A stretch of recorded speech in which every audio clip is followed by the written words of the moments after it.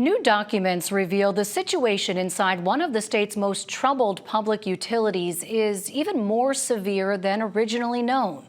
The new findings, uncovered by investigative reporter Jeff Pillitz for the Jersey Vindicator, show the state had to throw out thousands of water quality tests at Trenton Water Works and slap the utility with a hefty fine, all due to, as NJ Spotlight News has reported, fraud, mismanagement, and other operational failures, including a criminal indictment pending against an employee who falsified those water reports.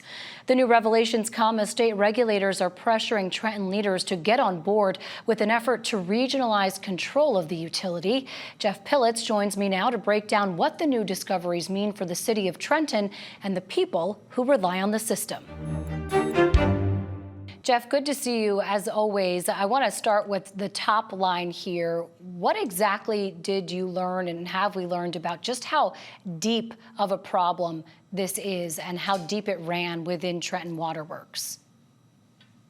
Well, we had known for a while, of course, that there were problems and they were deep-seated problems, but the DEP commissioner, Sean LaTourette, pulled a surprise visit and went public with it. And he sent out around all these photos showing all sorts of decay.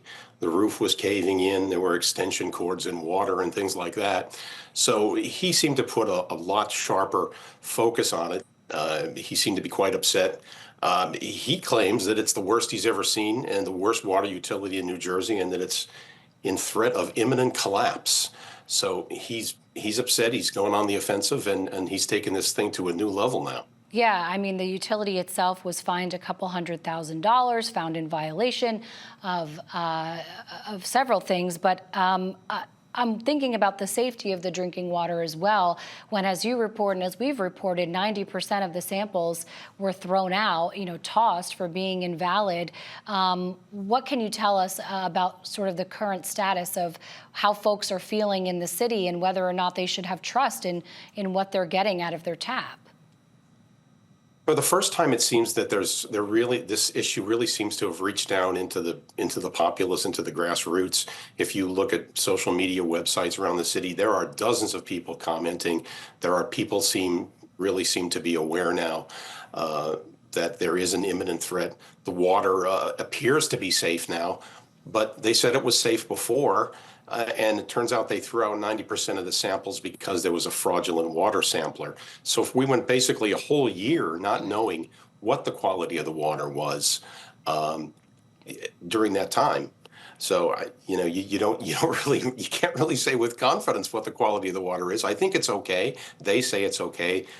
Sean LaTourette and the DEP said it's okay, but the bottom line is that on any given day, it could go bad. There can be a collapse, there could be a failure, and that's what is motivating the DEP about this, Brianna. Yeah, I mean, what do you attribute to this, I'll say, a shift in tone from the DEP? Of course, the sheer fact that the commissioner paid that visit, made the information public. What type of infighting is happening here? Why are they sort of ramping up? Why is this escalating?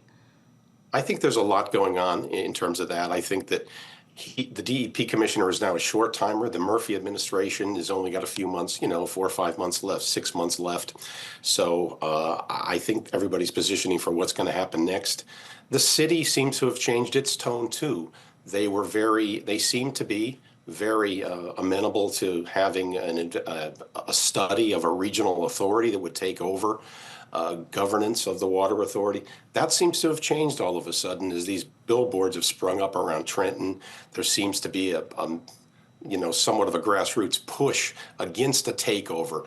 But to be honest, there's widespread misunderstanding of what it would mean. The state doesn't really want to take it over at all. They just want to form a regional authority that would give the suburbs more of a say and provide more financial stability and oversight into what's going on here. So we've reached a new stage in this infighting, but the outcome is really unclear. Yeah, I mean, what's the latest with that, with the plans for regionalizing, where the council stands, and what's really at stake in this fight for control? The DEP hired a consultant who's who's supposed to study it, but the city hasn't formally signed on to that. Mayor Gus Iorra said he was going to sign on months ago. He was behind this. Now all of a sudden he's dragging his feet on it. The city council is supposed to vote on whether they're going to support this study. people in city council seem to believe that supporting the study means supporting regionalization. It's that those two things are equal, but they're not. It's just a study, and they would still have to take a vote whether to approve the study and join a regional authority over a year from now when this happens. So, it's still up in the air. The bottom line is this huge amount of confusion going on and backbiting. Jeff Pillitz for us. Jeff, great reporting as always. Thank you so much for coming on the show. Thanks, Brianna. I appreciate it.